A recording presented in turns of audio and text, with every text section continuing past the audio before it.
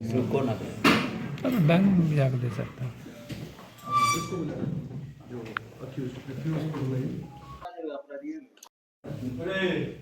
और बीच में आइए। बीच में जाइए तुम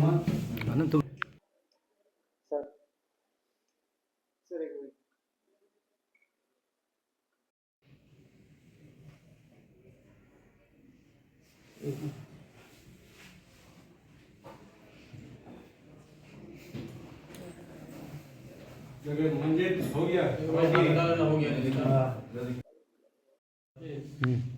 दीप थोड़ा पीछे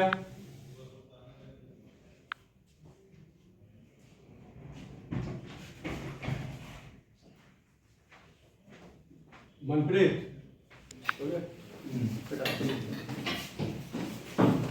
यहाँ आओ ना तो हाथ स्टार्ट करता हूँ।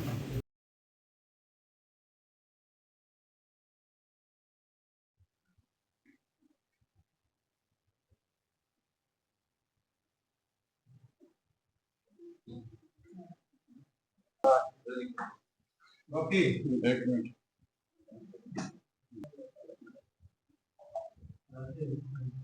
दीप थोड़ा पीछे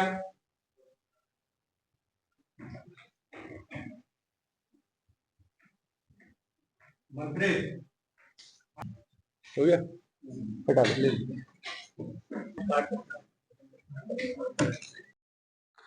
हो गया। दिनांक 1 दिसंबर 2025 को बिष्टुपुर थाना को ये सूचना मिली थी कि वादी के श्रीनिवास राव जो कि सीनियर अकाउंटेंट है जेएमए स्टोर्स के। ये जेएमए स्टोर्स टाटा मोटर्स का one of the oldest and biggest dealers है। यहाँ पे 12,47,000 रुपए की चोरी हुई थी। तो क्योंकि ये बहुत इंपॉर्टेंट डीलरशिप था और अमाउंट जो इन्वॉल्व था बहुत हाई था, तो एक टीम बनाई गई थी जिसको लीड कर रहे थे डीएसपी सीसीआर मनोज ठाकुर, और उसमें अहम भूमिका थी बिष्टुपुर थाना टीम की।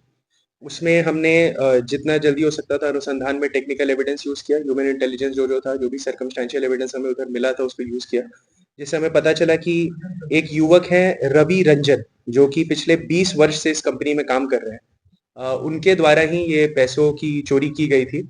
इसमें जो स्टोरी था आपको बता दी, जो कैशियर था इस कंपनी का वो छुट्टी पे था, तो उसके एब्सेंस में जहाँ पे चाबी रखा जाता था, जो सेफ था जिसमें सारा पैसा रहता था, ये जो रवि रंजन था इनको आइडिया लग गया था कि चाबी कहाँ रखा जा रहा है।